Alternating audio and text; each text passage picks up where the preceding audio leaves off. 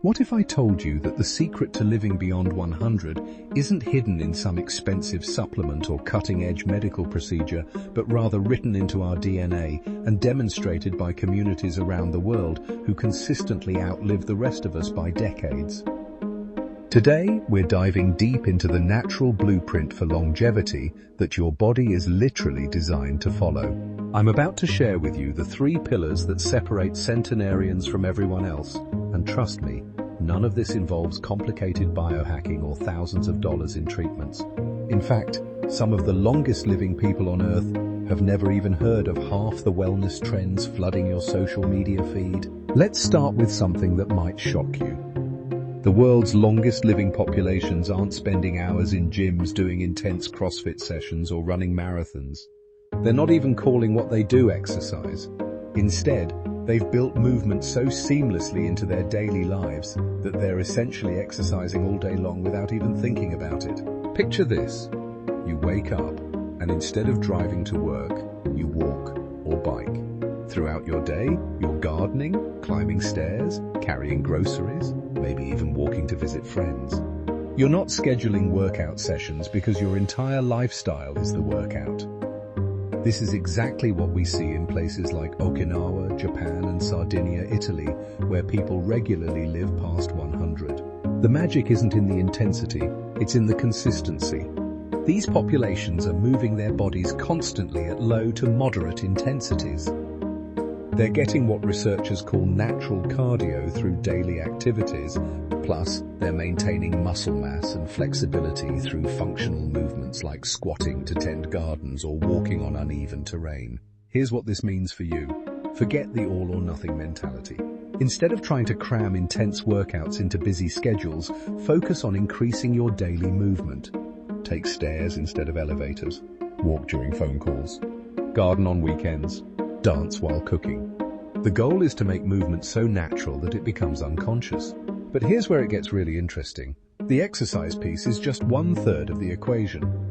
Let's talk about the nutrition pattern that's allowing people to not just live longer, but to stay mentally sharp and physically capable well into their hundreds. You might expect me to start talking about superfoods or complex dietary protocols, but the reality is much simpler and probably different from what you've been told. The longest living populations share some fascinating eating patterns that have nothing to do with restriction and everything to do with abundance, but the right kind of abundance. First, they eat predominantly plants.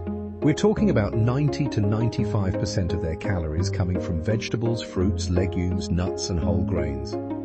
But here's the key detail everyone misses. They're not eating these foods because someone told them to. These are the foods that grow naturally in their environment, and they've been eating them for generations. They also practice something that researchers call caloric restriction without malnutrition. This isn't about starving themselves or following extreme diets. Instead, they naturally eat until they're about 80% full and then stop. It's a practice called hara hachibu in Okinawa, and it's become so automatic that they don't even think about it. But perhaps most importantly, food is deeply social for these populations. Meals are shared experiences. They're eating with family and friends, taking time to actually taste their food, and using meals as opportunities to connect with others. The stress-reducing benefits of this communal eating might be just as important as the nutritional content of what they're consuming. Now this brings us to the 3rd pillar, and it might be the most crucial one of all: mental and emotional well-being. Here's what's fascinating. The longest living populations have incredibly strong social connections and a clear sense of purpose that extends well beyond retirement age. In Okinawa, they have a concept called ikigai, which roughly translates to reason for being. These aren't abstract philosophical concepts. These are concrete purposes that get people out of bed every morning. Maybe it's tending to a garden that feeds the family, or caring for grandchildren, or maintaining traditions in the community.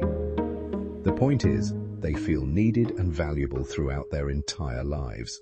They also have what researchers call social proof for healthy aging. When you're surrounded by active, engaged 90-year-olds, becoming an active, engaged 90-year-old yourself feels normal and achievable. Compare this to cultures where we expect decline and disability with age. That expectation often becomes a self-fulfilling prophecy.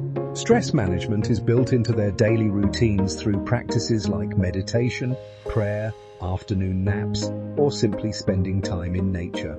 They're not using these as emergency interventions when life gets overwhelming. They're using them as regular maintenance for mental health. Here's what you can start implementing immediately. Identify your ikigai. What gives your life meaning beyond just personal success or comfort? Strengthen your social connections by prioritizing face-to-face time with people you care about. Build in daily stress relief practices that work for your lifestyle. The beautiful thing about this natural blueprint is that it's accessible to everyone. You don't need expensive equipment, supplements, or programs. You need to move more, eat mostly plants in social settings, and maintain strong relationships with a clear sense of purpose. The longest living populations aren't trying to hack their biology. They're simply living in harmony with it. They've created lifestyles that support what human bodies are naturally designed to do. Move regularly, eat primarily plants, and maintain strong social bonds throughout life. Start small, stay consistent, and remember that longevity isn't about adding years to your life as much as it's about adding life to your years.